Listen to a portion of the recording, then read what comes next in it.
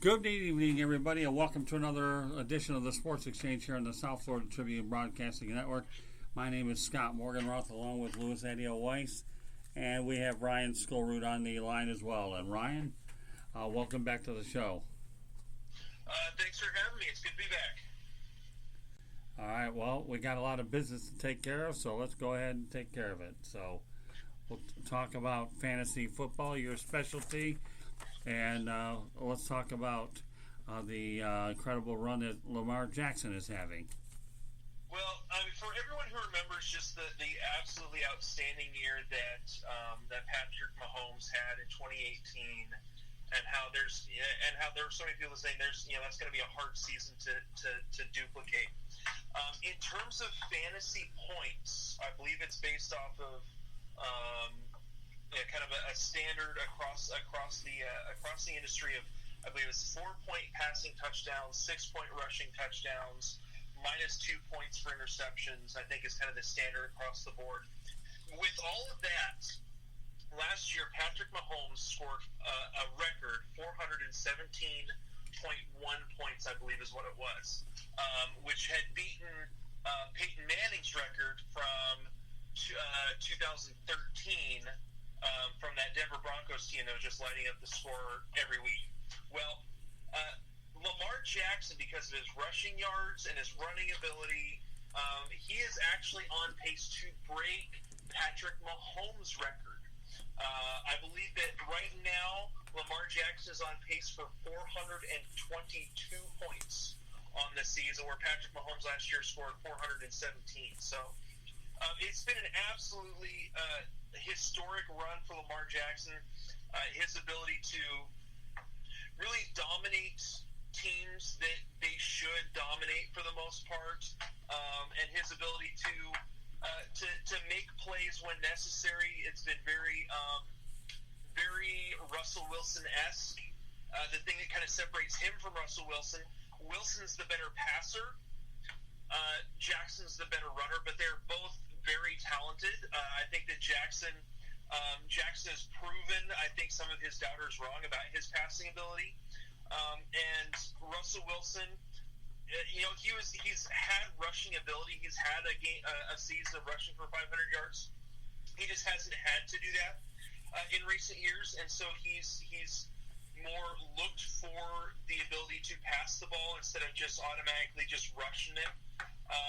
Instead of running on the open gaps, he kind of head fakes it, makes to suck linebackers up, and then tosses it just over their heads in order to get the completion. So amazing seasons by both of them, but really Lamar Jackson, just the clinic that he has put on, especially in terms of fantasy points.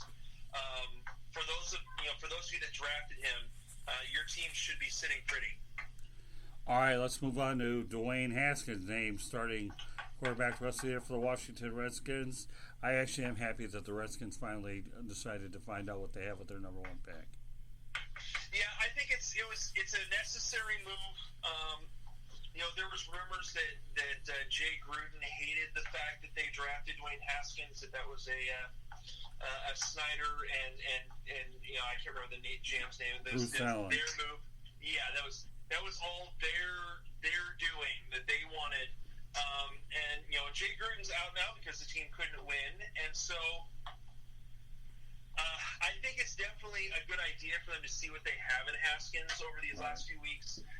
Taking the fantasy aspect of it, the offensive line has been awful. They have not been able to block really in general, whether it was for Keenum or even now for Haskins, after he had the Week 9 start.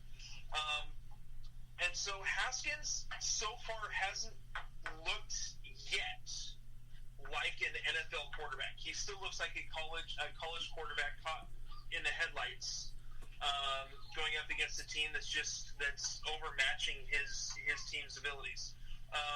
So in terms of the fantasy aspect, I think that affects Adrian Peterson. I think that's going to they're going to stack boxes and force Haskins to beat them so that they can't get beat in the run game. Darius Geis, I believe, comes back for Week 11 for this week, and so we'll see what kind of effect he can have. I don't think Chris Thompson is yet healthy. It's possible that he will be resuming practice soon. So, as far as that goes, I think that Haskins limits everyone's ability in fantasy-wise, especially Terry McLaurin. I know that they had a great connection their senior year last year at Ohio State. However, because of the lack of protection and just the kind of deer in the headlights kind of look that Haskins has when he's behind center, I don't see Terry McLaurin keeping the fantasy value that he has had, that he especially had in the first 6 to 7 weeks of the season. It has fallen off over the last few weeks, and I don't see an upward trend coming soon. Okay, and finally, injuries from Week 10 that could impact the fantasy landscape. So we're going to start off with from the Monday Night Football game, just some players involved there. George Kittle wasn't playing last night because of a knee and ankle issue. And it honestly, I think it affected the 49ers' ability to move the ball, especially considering that the Seahawks defense basically provided a game plan for the rest of the NFL on how to stop the 49ers. And if George Kittle's not there, and then we saw Emmanuel Sanders go out as well with a rib injury, if Sanders isn't there and Kittle's not there, basically teams can stack the box and force Garoppolo to try to beat them. And he really wasn't able to do that. Really, it was the defense that stopped and kept the Seahawks from winning that, or that kept the Seahawks in line for most of that game.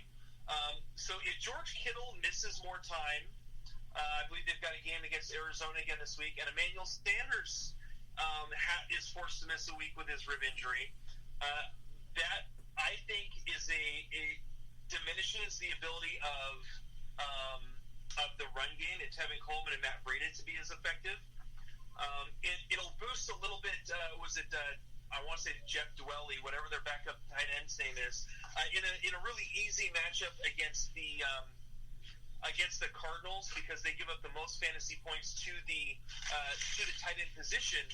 So he could be in for a Ross Dwelly. I think he could be in for a solid game. But overall, it kind of backs off the value of Garoppolo and his ability to possibly be a streaming play this week.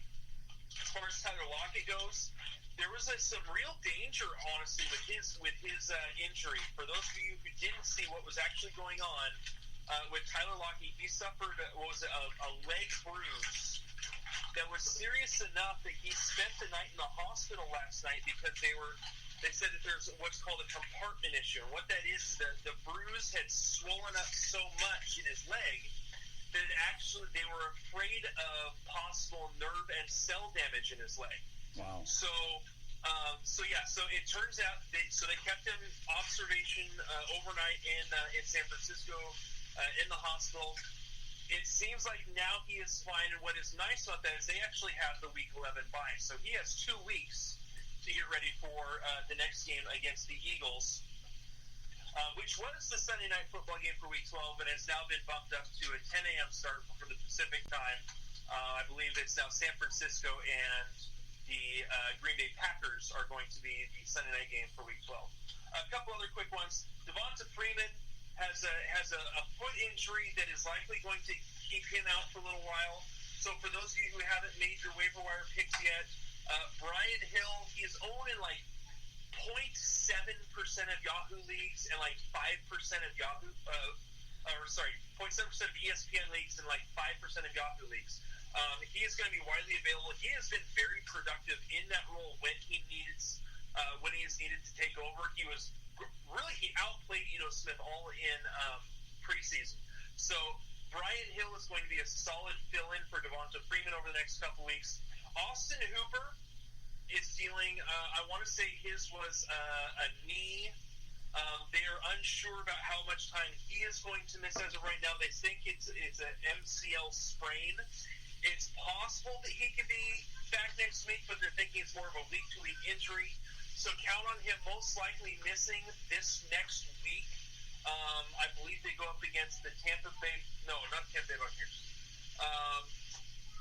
Can't remember who Atlanta plays. I think Atlanta actually plays Carolina.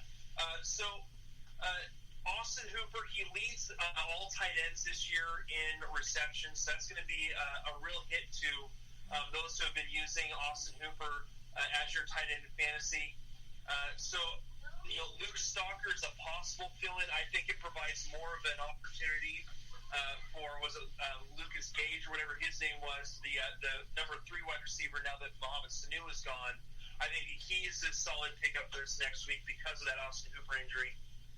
And finally, Ty Johnson has been in concussion protocol. If he is not able to go this next week, it's basically going to be J.D. McKissick's backfield because the only other healthy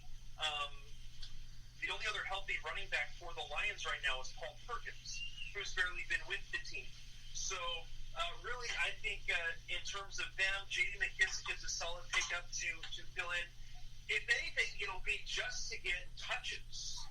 He may not do a ton with them, but simply the fact that he could be a double-digit touches floor, he could have at least double-digit touches, provides opportunity for him to be fantasy relevant. So that I think could be a big thing for this next week if Ty Johnson misses time. All right, now I'll save a lot for tomorrow, but what are your thoughts about the way Jeff Driscoll played in the absence of Matthew Stafford? Seemed to play all right. I haven't gone back to actually look at the tape for this last week. Kept it somewhat competitive.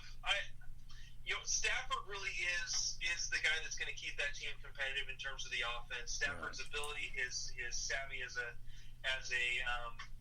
veteran, and so Driscoll can kind of fill in, but he's never really going to be much of a starter. So.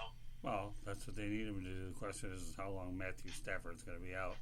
I know he would love to be playing this week against the Dallas Cowboys, but it doesn't look like, unless the Lions say that he's ready to go, which I hear that he's not. It'll be interesting to see how that game plays out, whether the Lions can be as competitive as they want to be. We got about another minute and a half or so. Lewis, any quick things you want to say? No, not really. I mean, yeah, he made a couple of good points there about Jackson. I mean, fun fact, he's only one of 2 quarterbacks to have a perfect passer rating in multiple games in a season, the other being Ben Roethlisberger in 2007.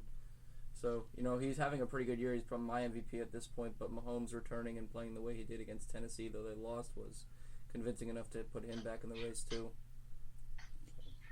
I still have Wilson as the front runner there. All right, so finally, why don't you give our listeners an opportunity to have a preview of what we're going to be doing tomorrow night? Tomorrow night, we're actually, we're going to do our normal thing tomorrow night, going over the every single matchup for Week 11.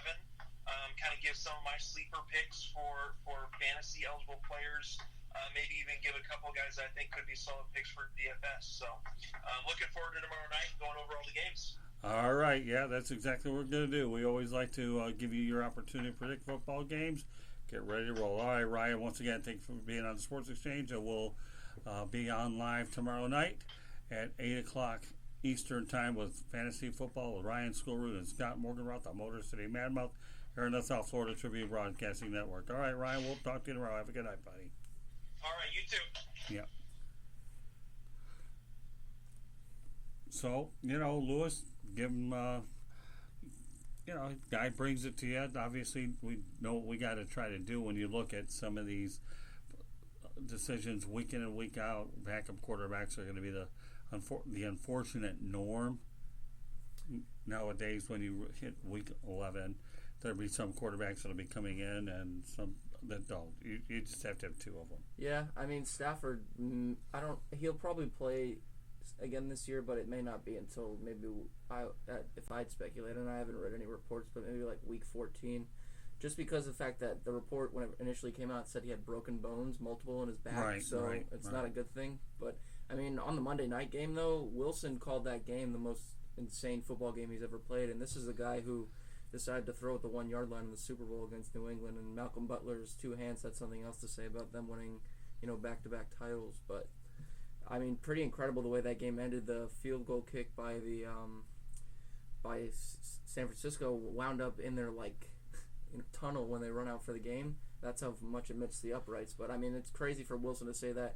Ryan has a point about Wilson as the MVP. They are 7-2 right now, and he's been fantastic so far this year. Or not, I believe 8-2. I'm sorry, But yeah, I don't know. I just think this far Lamar Jackson's been the most impressive player in the NFL. He's become a good pocket passer, what we saw, and obviously he's lethal with his legs.